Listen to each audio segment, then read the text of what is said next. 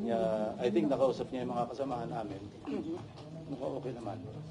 And then, sir, tuloy na tuloy po ba yung panibagong hearing ng Blue Ribbon sa November 14? Hindi ko pa na-coordinate kay Senator Sherwin kasi siya yung chairman ng Finance Committee. Hingin ko yung Friday kung pwedeng ipakante niya. So, tentative pa po yun, sir? Kung mabibigyan niya ng puwang, tuloy yung Friday hearing. And then, marami pong curious dun sa sinabi nyo na isa sa mga invited ay very important witness. Gaano po ba ka-importante ang kanya magiging testimonya, sir? Importante kasi pwedeng ma-wrap up yung lahat ng pwedeng o kailangang malaman patungo pati sa prosecution sa conviction. May mga bago po siyang magiging revelation na hindi pa na-reveal ng mga previous witnesses? Yeah, naturally and surely. So, may nagsabit na po siya ng affidavit, sir? Wala pa. Pinapa-finalize ko yung affidavit within the week. No? Kasi base sa kwento, saka base do sa mga dapat ebidensya, mga dokumento, ledger, digital files, lahat ng notes. Kasi sabi ko sa kanya, kung mag-mention lang ng pangalan na walang supportang dokumento, wag na lang mag-mention kasi baka makasira lang ng tao. So, maski may personal knowledge, kung wala naman siyang supporting documents, wag na lang magbanggit. Sir, ito Yun ang aming usapan. Siya po ba nag-volunteer na lumapit po sa inyo para sabihin mag-testify siya sa Blue May Ribbon? conduit actually na nagparating. Ano po ito? Government official? Kontratista? Sa Friday na natin malaman. Basta't marami namang ma-review doon. Kaya nga gusto ko makita mo na yung final na affidavit niya plus yung lahat ng supporting documents to back yung lahat ng kanyang sabihin. Kailan po yung submission niya ng final affidavit? Within the week, sabi ko sa kanya. Okay. How about Gutesa, sir? May info na ba sa whereabout niya? Kasi di ba sabi hindi siya mahanap? Yun nga eh. So, walang balita kay Gutesa. And that's the reason why, I thought of reviewing the CCTV of September 25. It was not my intention to spy on Senator Marcoleta. No? Ang talagang reason kung bakit pinahanap ko yung CCTV footage, para magkaroon kami ng clue kung sino yung pwedeng kasama niya na pwedeng mapagkilanlan, na pwedeng ipaabot sa kanya yung invitation through that person. Kasi nga, nawawala siya. And we need him to sew up yung kanyang mga na-testify na earlier, or kung meron siyang mga additional na documents or ebidensya to back up his claim in his sinumpang salaysay. Naghahanap din kami ng magko-corroborate do sa kanya mga sinabi. In fact, si Senate President Soto was in touch earlier with Senator Bato de la Rosa. Because sabi ni Senator Bato, meron siyang pipresenta na magko-corroborate kay Gutesa. And I just thought na baka yung si Paul or yung Mark na minention. But nung kinumusta ko kay Senate President, sabi ko, natatandaan ko may sinasabi si Senator Bato, why don't we pursue that? Kung po pwede niya maipresenta kasabay sa hearing sa Friday. When he checked, sabi ni Senator Bato, ang balita niya, mukhang nag-join up na kay kay Congressman Saldico sa Europe. So baka And yun we're still validating, kung yun ang sabi. So madali naman yon. We will check with immigration kung meron talagang departure, assuming na they use their real names. Yeah. So sino po ba yun yung ihaharap Mark ni and Sen- Paul, yung sinasabi niya na kasama niya na nag-deliver. Importante yun kasi what we need kay Gutesa, yung magko-corroborate, whether it's another witness or whatever documentary evidence na meron siyang hawak para maipakita niya. Otherwise, mere allegation by one person, parang maski sa korte, maski sa prosecution level, baka hindi mag-hold water. So hindi ho kayo mag-stand up yung kay Gutesa na... Sa ngayon, sa tingin ko, being an investigator for so long, pag alam kong ganun lang, isang salita lang, sa isang tao, mahirap tumayo. So kailangan natin ng magko-corroborate. Sa isang interview, sinabi nga ho ni Senator Rodante Marcoleta na nasa Chile na, yung si Mark ba o si... I don't know.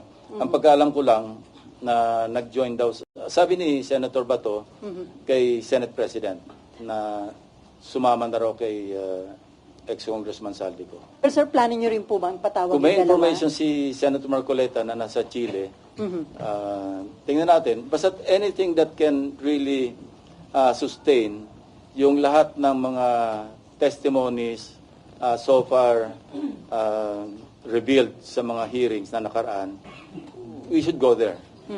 So kasama po ba yun sa plano talaga ng Blue Ribbon na ipatawag yung sila Paul and Mark ba? Yeah, kasama. Especially Gutesa, para makita natin kung meron siyang mga supporting documents. You know, may mga talks na may pinagtatakpan, merong pinipili, no? Hindi ganon. No?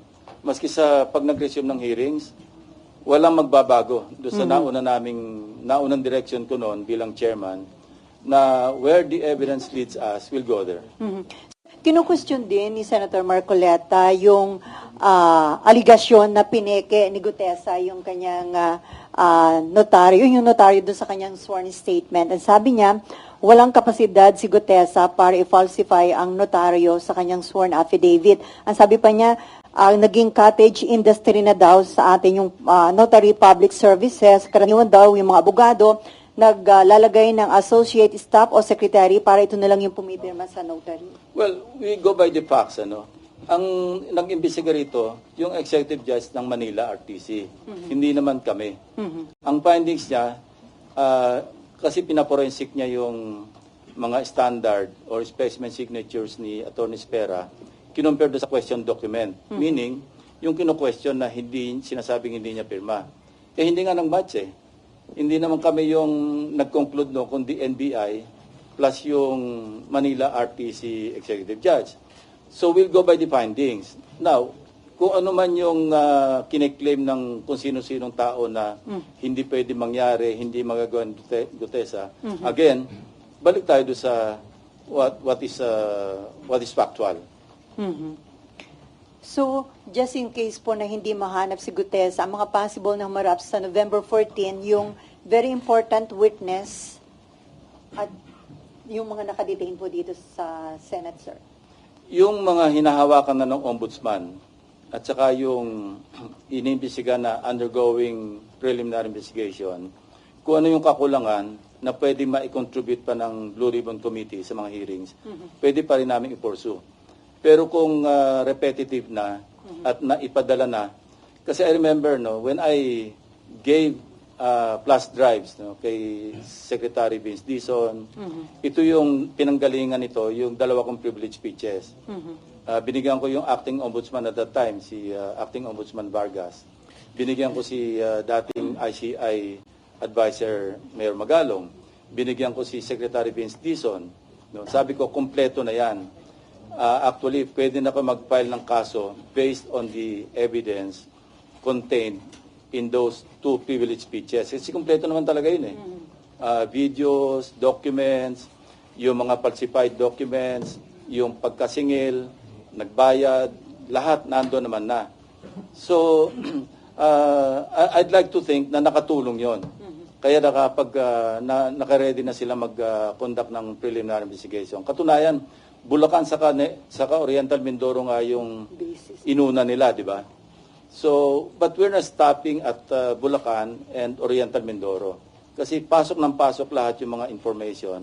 Kayo mismo sa media, di ba? Ang dami nyo na nakakalap na ebidensya because people have become conscious at saka talaga naging diligent sila na sila mismo mag-gather ng mga ebidensya, video footages, lahat ng pwede lang maibahagi sa authorities, binabahagi nila. So maganda yung kinalabasan din ng awareness ng mga tao kasi lahat na involved.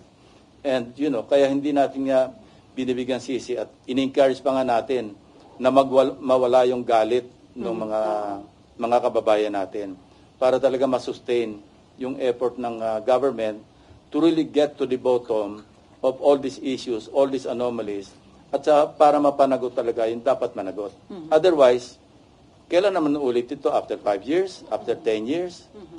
So, walang katapusan. It has become a vicious cycle. So, yun, we're there right now and we intend to continue. So yung iba na nakapag-testify, kung repetitive lang din, hindi na po paharapin. Yeah, pwedeng hindi na paharapin.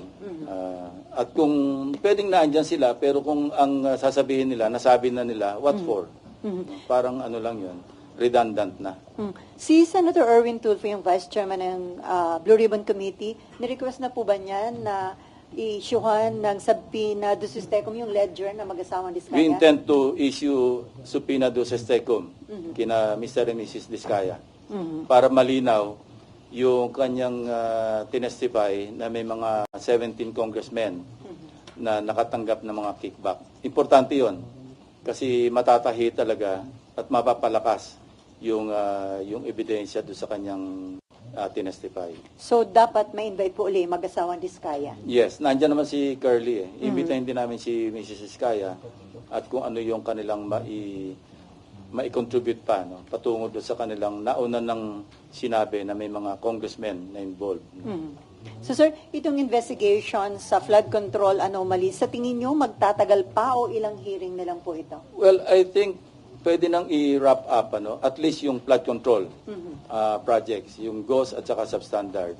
Then we can segue to other infrastructure anomalies like farm-to-market roads. Yeah. Kasi in fairness to Senator Sherwin Gatchalian, he has done and is doing a great job, as chairman of the Finance Committee. I take my hat off to him, dahil ang dami niyang na-scrutinize, ang dami niya ring na-discover in other areas, yung mga ibang issues na related sa corruption. So we will fully support him. In fact, the last time we met with the SP and I think Senator Kiko